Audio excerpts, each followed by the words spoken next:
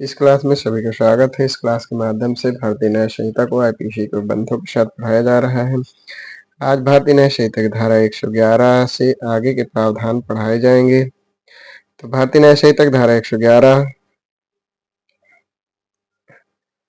भारतीय न्याय संहिता की धारा 111 संगठित अपराध। तो यह प्रावधान आईपीसी में नहीं था, यानी इस संहिता की धारा 111 संगठित अपराध के विषय में प्रावधान करता है। तो इसके 111 के उपधारा 1 में बताया गया है कि किसी संगठित अपराध सिंडिकेट के सदस्य के रूप में या ऐसे सिंडिकेट की ओर से अकेले या संयुक्त रूप से समानुमति से कार्य करते हुए किसी व्यक्ति द्वारा या व्यक्तियों के किसी समूह द्वारा कोई सतत विधि विरुद्ध क्रियाकलाप किया जाता है और जिसमें व्यपहरण, डकैती, यान चोरी, उद्यापन, भूमि हत्याना, संविदा पर हत्या करना, आर्थिक अपराध, साइबर अपराध, व्यक्तियों, औषधियों, हथियारों या अवैध माल या सेवाओं का दुर्व्यापार, वेश्यावृत्ति या फिरौती के लिए मानव दुर्व्यापार शामिल है। तो ऐसे अपराध प्रत्यक्ष या अप्रत्यक्ष रूप से तात्विक फायदा, जिसके अंतर्गत वित्तीय फायदा भी है, प्राप्त करने के लिए हिंसा का प्रयोग, हिंसा की धमकी, अभित्राश, प्रपीड़न या अन्य विधि विरुद्ध साधनों द्वारा कारित करता है, तो वह संगठित अपराध गठित करेगा। तो इसे समझा है कि वह संगठित अपराध गठित करेगा।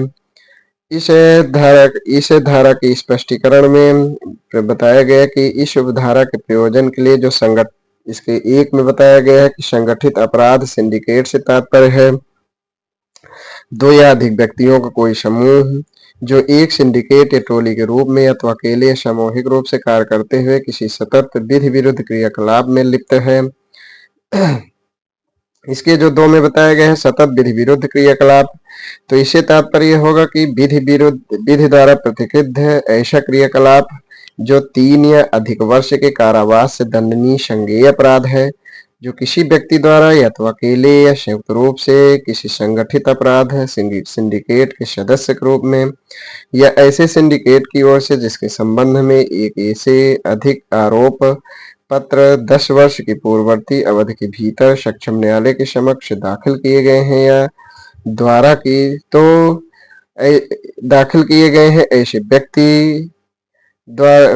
द्वारा किया गया है और उस न्यायालय ने ऐसे अपराध का संज्ञान कर लिया है और इसमें आर्थिक अपराध भी शामिल हैं। इसके जो खंड 3 में बताया गया है कि आर्थिक अपराध से क्या मतलब तात्पर्य है, तो आर्थिक अपराध से है कि आपराधिक न्यास भंग, कूट रचना, करेंसी नोट, बैंक नोट और सरकारी स्टंपों का कूटकरण, हवाला संव्यवहार, बड़े पैमाने पर विपणन, कपट या किसी प्रारूप में धनी फायदा प्राप्त करने के लिए विभिन्न व्यक्तियों के साथ कपट करने के लिए कोई स्कीम चलाना है, किसी बैंक या वित्तीय संस्था या किसी अन्य संस्था या संगठन को कपट करने की दृष्टि से किसी रीति में कोई कृत्य करना शामिल है। तो इस स्पष्टीकरण में तीन पदों को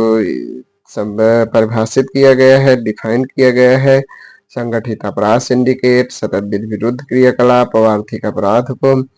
इस धारा के उपधारा 2 में बताया गया है कि यदि जो व्यक्ति संगठित अपराध कारित करेगा, यानी जो उपधारा 1 में दिए गए हैं ऐसे संगठित अपराध कारित करेगा तो उसके लिए दंड का प्रावधान करता है। तो उसके खंड का में बताया गया है कि यदि ऐसे अपराध के परिणाम स्वरूप मृत्यु हो जाए तो ऐसा अपराध करने वाला व्यक्ति मृत्यु या जीवन कारावास या फाइन जुर्माना जो 10 लाख रुपए से कम नहीं होगा, और इस खंड के अंतर्गत जो अपराध होगा संज्ञेय या जमानती उससे न्यायालय द्वारा विचारणीय होगा। इसके खंड ख में बताया गया कि मृत्यु के अतिरिक्त अन्य किसी मामले में, यानी अन्य कोई उपहत्ति होने पर या अन्य किसी मामले में जो दंड का प्रावधान है वो 5 वर्ष से कम का 5 वर्ष ऐसा कारावास जो 5 वर्ष से कम नहीं होगा, जीवन कारावास तक हो सकेगा, और जुर्माने से भी दंड नहीं होगा जो 5 लाख से कम नहीं होगा। और इस उपधारा के इस खंड के अंतर्गत जो अपराध होगा संज्ञेय या जमानती सेशन न्यायालय द्वारा विचारणीय होगा। इस धारा के उपधारा 3 में बताया गया है कि संगठित अपराध का दुष्प्रेरण, प्रयत्न या षड्यंत्र करने पर इसके विषय में दंड का प्रावधान है। तो इसमें बताया गया कि 5 वर्ष से कम नहीं होगा जो आजीवन कारावास तक होगा, और जुर्माने से दंड नहीं होगा जो 5 लाख रुपए से कम नहीं होगा। और इस धारा के अंतर्गत जो अपराध होगा वो संज्ञेय होगा, जमानती होगा, सेशन न्यायालय द्वारा विचारणीय होगा।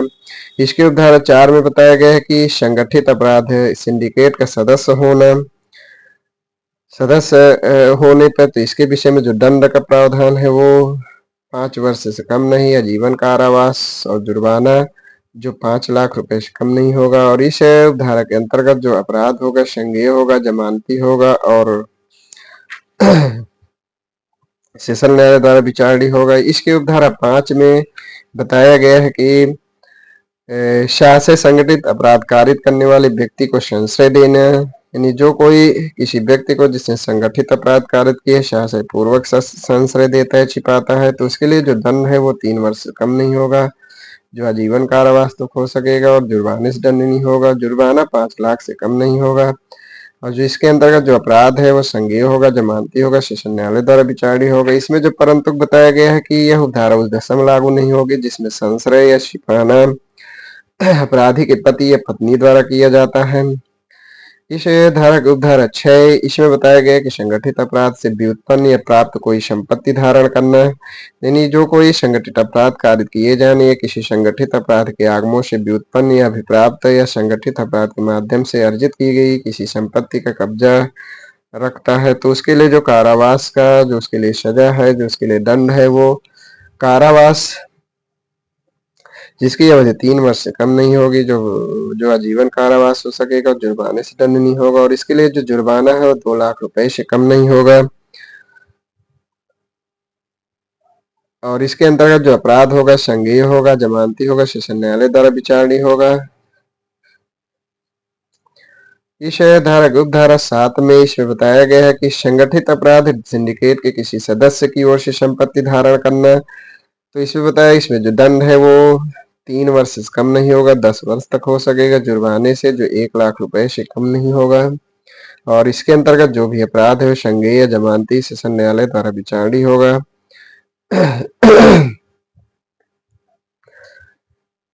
इस संहिता की धारा 112 छोटे संगठित अपराध है। तो 112 में बताया गया कि जो कोई समूह या टोली के सदस्य होते हुए या तो अकेले या संयुक्त रूप से चोरी, झपटमारी,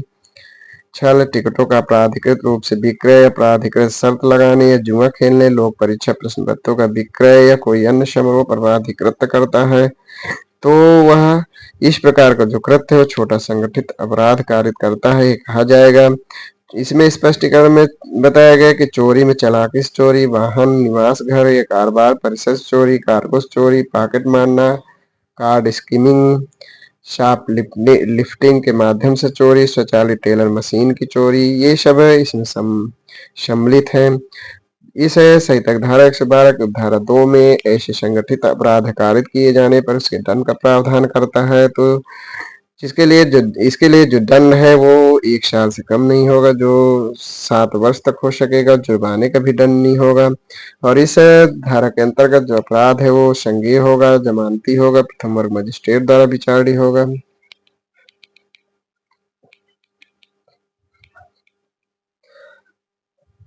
इस संहिता की धारा 113 आतंकवादी कृत्य, तो इस संहिता की धारा 113 में आतंकवादी कृत्य के विषय में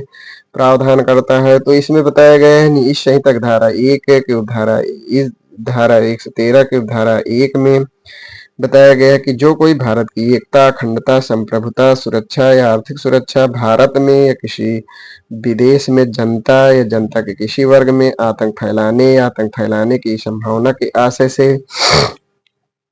बम, डायनामाइट या विस्फोटक पदार्थ, ज्वलनशील पदार्थ, अग्नायुधों या अन्य प्राणहर आयुधों, विषों या पायकर गैसों या अन्य रसायनों या परिसंकटमय प्रकृति के किसी अन्य पदार्थ का,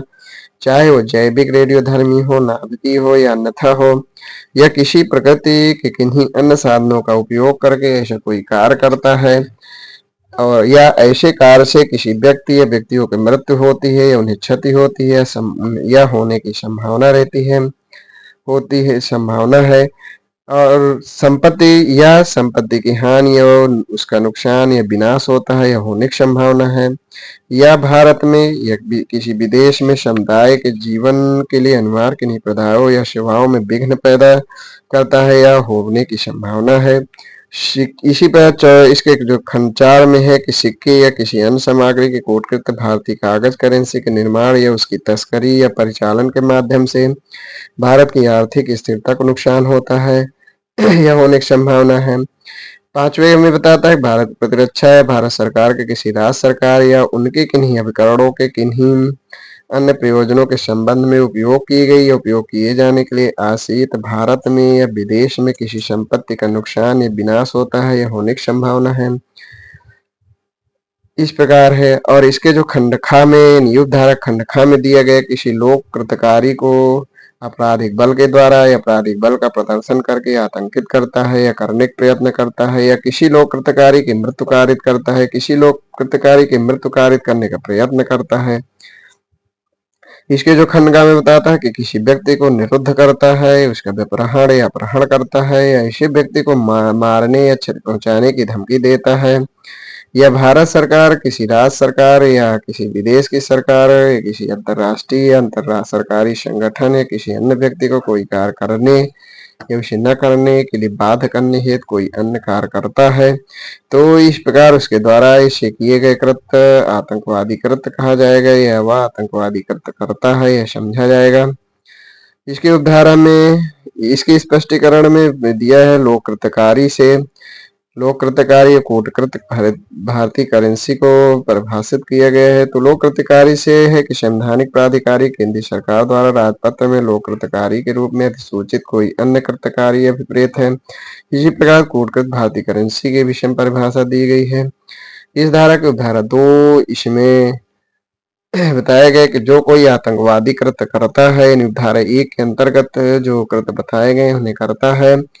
तो ऐसा व्यक्ति है वो इसके खंड का में है कि यदि ऐसे कार्य के द्वारा ऐसे आतंकवादी कृत्य के द्वारा ऐसे अपराध के परिणाम स्वरूप किसी व्यक्ति की मृत्यु हो जाती है, तो उसके लिए जो दंड का प्रावधान है वो इसके लिए जो दंड का प्रावधान है वो मृत्यु या जीवन कारावास या जुर्माना, और इसके अंतर्गत जो अपराध है संज्ञेय जमानती सेशन न्यायालय द्वारा विचारणीय। इसके खंड ख में है कि मृत्यु के अलावा अन्य के मामलों में बताया गया है कि कारावास जिसकी अवधि 5 वर्ष से कम नहीं होगी जो आजीवन कारावास हो सकती है और जुर्माने से दंडनीय होगा। और इस धारा के अंतर्गत जो अपराध है संज्ञेय जमानती सेशन न्यायालय द्वारा विचारणीय है। इस धारा के धारा 3 में बताया गया है कि जो कोई आतंकवादी कृत्य का प्रयत्न या षड्यंत्र या दुष्प्रेरण करता है, तो उसके लिए जो दंड का प्रावधान है वो ये है कि 5 वर्ष से कम नहीं या जीवन कारावास और जुर्माना, और इसके अंतर्गत जो अपराध संज्ञेय या जमानती न्यायालय द्वारा विचारणीय होगा। इसके खंड 4 में नियुक्त धारा 4 में आतंकवादी कृत्य आतंकवाद के लिए प्रशिक्षण कैंप आदि आयोजित करना, तो इसके विषय में जो दंड है वो 5 वर्ष कारावास से कम नहीं या जीवन कारावास जुर्माना, और जो अपराध है संज्ञेय होगा जमानती होगा न्यायालय द्वारा विचारणीय होगा। इसके धारा 5 में संगठन का सदस्य होना, तो यदि कोई आतंकवादी संगठन का सदस्य है या आतंकवादी कृत्य में शामिल होता है, तो उसके विषय में जो दंड है वो आजीवन कारावास प्लस जुर्माना, और ये इसके अंतर्गत जो अपराध है संज्ञेय जमानती सेशन न्यायालय द्वारा विचारणीय। इसके जो धारा 6 में है संशय देना छिपाना, कि जो कोई ऐसे किसी व्यक्ति को जानते हुए कि ऐसे व्यक्ति ने किसी आतंकवादी कृत्य का अपराध किया है स्वेच्छा संशय देता है, छिपाता है या संशय देने या छिपाने का प्रयत्न करता है, तो उसके लिए जो कारावास है वो 3 वर्ष से कम नहीं जो आजीवन कारावास तक हो सकेगा, और जुर्माने से भी दंड नहीं होगा, और संज्ञेय होगा जमानती होगा सेशन न्यायालय द्वारा विचारणीय होगा। इसमें पति पत्नी के संबंध में यह धारा लागू नहीं होगी। इस धारा को उपधारा 7 तो उपधारा 7 में है कि आतंकवादी कृत्य से कोई व्युत्पन्न या प्राप्त संपत्ति धारण करना है, उस पे कब्जा रखना है, इस विषय पे इसके संबंध में दंड का प्रावधान करता है। तो इसके लिए जो दंड है वह जीवन कारावास, जुर्माना है और इस प्रकार का जो अपराध है संज्ञेय होगा, जमानती होगा और सेशन न्यायालय द्वारा विचारणीय होगा। इसके स्पष्टीकरण में बताया गया है कि पुलिस अधीक्षक से पंक्ति से न्यून पंक्ति का अधिकारी ही यह विनिश्चय करेगा कि क्या इस धारा के अधीन या विधि विरुद्ध क्रियाकलाप अधिनियम 1967 के अधीन मामला रजिस्ट्रेट किया जाए या न किया जाए। तो इसका अब निर्धारण या विनिश्चय पुलिस अधीक्षक से न्यून पंक्ति का अधिकारी करेगा। तो आज इतना ही। इसके आगे की धाराओं को अगली क्लास पढ़ाया जाएगा। धन्यवाद।